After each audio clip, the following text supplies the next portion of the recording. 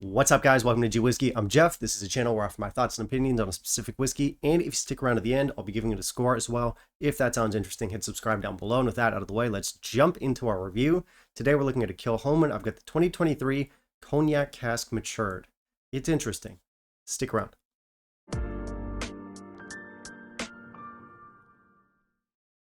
All right, so it's a Kilchoman today. This is a very popular brand. A lot of people like them, and as a people myself, I also like them.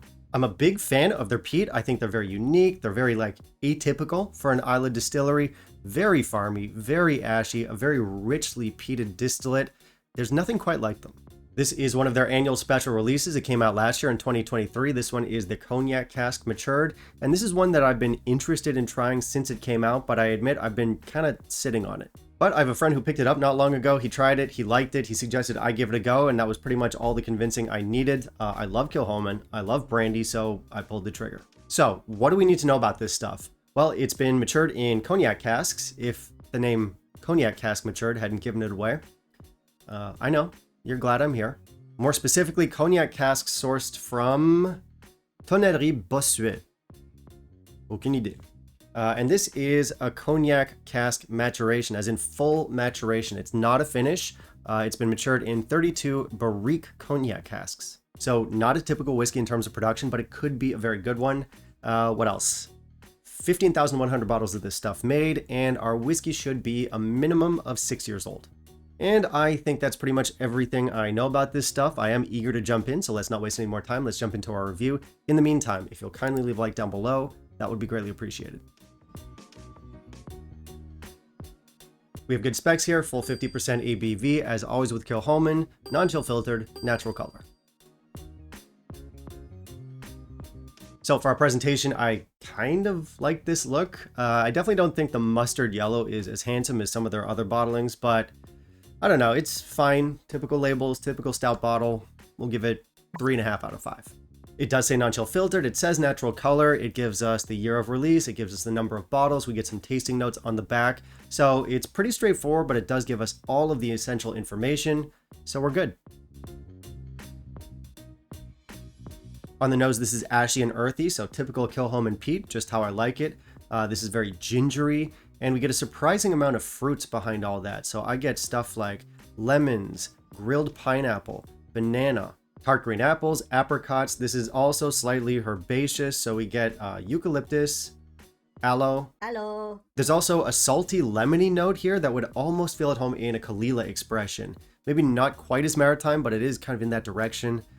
Finally, I don't know if the mustard color scheme on the bottle is doing anything to my, if it's influencing me, but I do get some mustardy notes in here, and certainly a bit of a mustardy bite with the spices. Really interesting notes. On the palate and finish, this is both smoky and saltiness. Our saltiness here is both savory and coastal. There's also a drying white wine note in here. There's salted toffee, charcoal, ash, honey glazed ham, burning maple wood. That's pretty specific. Now next is a tasting note that I would not have thought of myself, but I saw it on the Scotch Test Dummies review of this one when they did it on their channel. They said corn husk and honey roasted sweet corn. Now I don't think I've ever had honey roasted sweet corn, but it sounds about right. Behind that, there's grilled pineapple, white pepper, cola, again with the salty lemons, salty limes, kind of like the rim of a glass if you're having a margarita or a fancy tequila shot. I'm pulling some absurd notes out of this. It's fun. Okay, really interesting stuff. What's funny here is that, of course, this is fully cognac matured, but I actually get a tiny hint of tequila in here. Not just from the salty, lemony bit around the rim of the glass. I mean, you get that smoky, cooked agave flavor in here. It's not big, but it's hinted at. Don't worry, it's not a full-on tequila flavor, and if you're not a tequila guy, don't let that turn you off of this stuff. Again, it's just hinted at, and that's just one of many facets to this whiskey. If I were to describe this, I would say that this is Kilchoman Macher Bay meets Talisker Parlay meets Kalila 12 meets Craigellachie 13 meets a shot of tequila, but with a higher ABV than all of those things. And I know that sounds like a hot mess and it shouldn't work, but trust me, it does. So much so that after I'm finished shooting this video, I'm going to go take all of those different ingredients, put them all in a blender, and see if I can recreate this stuff. If I go blind, I go blind. Anyway, let me explain why I mentioned each of those bottles. So we have the Kilchoman Cognac, just in the sense that this is a very straightforward delivery of the Kilchoman style peat, much like Cognac. I mentioned Talisker Parlay in the sense that both of these whiskeys have a coastal style. They're both matured in cognac casks, and they're both peated. I mentioned Kalila because this one has that lemony saltiness that I often find in Kalila expressions, and this is much more coastal than what you usually get from Kilchoman. Kilchoman is far from being Islay's most coastal distillery. So that was kind of interesting. What else did I mention? I mentioned Craigellachie 13. That is because we have sort of like this rugged character to this. It's also got some grilled pineapple and some distinctive fruity notes that I do think go in that direction.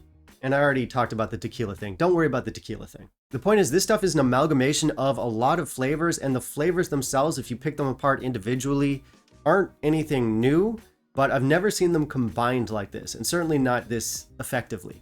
This gives us great intensity. It's punchy, it's biting, it's vibrant. It is a slightly rugged whiskey. Our peat here, again, classic Kilchoman peat, but it does feel kind of amped up. It feels more intense.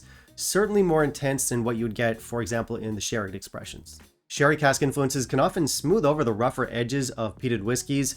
So if you're looking for another Kilchoman Lochgorm, or if you're looking for another Saneg, you might be disappointed by this one. This really doesn't have much to do with that end of the range.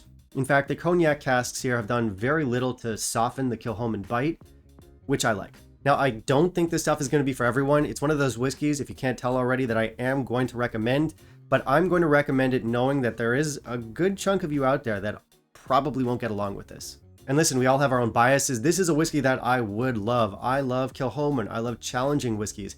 And I love brandy casks. I love the influence that brandy casks have on whiskeys. In fact, I wish the whiskey industry used them more. Let's look at some examples. Bunnahabhain Moyne Brandy Cask Finish. That's a limited edition from a few years back. One of my all-time favorite whiskeys. Craigellachie 13 Armagnac Finish. Absolute belter. There's Talisker Parlay. I've talked a lot about that one recently on the channel. Love this stuff. There's also Port Charlotte CC01. That was the first release in the Cask Exploration series. Good stuff.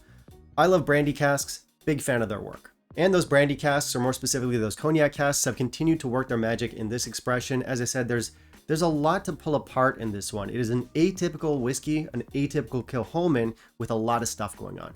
So if you haven't picked it up already, this stuff is really working for me, guys. Big time. I love this stuff. That said, I don't think everyone out there will. As I said, I think it's going to be a bit of a divisive whiskey. We do have some weird flavors. And I think some people out there will say it's not the most cohesive whiskey. I don't agree with that, but I see where they're coming from. And aside from any arguments about like cohesiveness, this is also a relatively young whiskey. It does not taste mature. It's biting. It's got some obscure flavors. It just won't be for everyone. But it is very much for me. Now, initially I was going to score this like in the high 80s. I was thinking I was going to land on 89. And I thought I can't break 90 because it is still on the younger side. But no, it's a 90. It's a 90.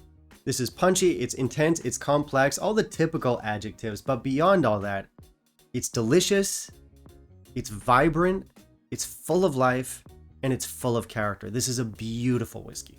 Now, before we jump into value, I do want to say a quick thank you to all my patrons, all my channel members. Guys, thank you so much for all the help. And if any of you guys want to help out, if you want to help keep me financially sustainable and independent, there are a number of ways that you can help. I have both Patreon and PayPal linked down below. Anything and everything helps. And again, huge thank you to those of you who are already supporting. Now let's talk value. So this was really good value for me. Of course, I say that often because I'm in a cheap market, but this one cost $83, 64 pounds. For that, I'm in love. Obviously, it's not going to be the same price everywhere, and you'll probably have to pay a little bit more. I know that Gert over at Whiskey Lovers Society was not impressed with the price. I believe he was asked to pay like 105 euros or something. Admittedly, that is a little bit steep, but I also think I like this a lot more than he does. This is one of the few whiskeys that I would be willing to splash out a little bit more cash for, but I don't know how much it costs in your market. I don't know your income. I don't know you, man. So, you know, I'll leave that up to you. All I can tell you is that this is highly, highly recommended. And that brings us to the end of the video, guys. Thank you so much for watching. As I said, I've got Patreon and PayPal down below. I want to hear from you. Have you tried this one? Is this still available in your market? It's a 2023 release. I do imagine it's still around in a lot of places, but perhaps not everywhere. And yeah, did you like it? You can let me know all of that down below. Also, down below, you can also let me know what you want to see me review down the line, and I will keep that in mind for my upcoming videos. And that's it. I guess we'll see you next time. Bye, guys.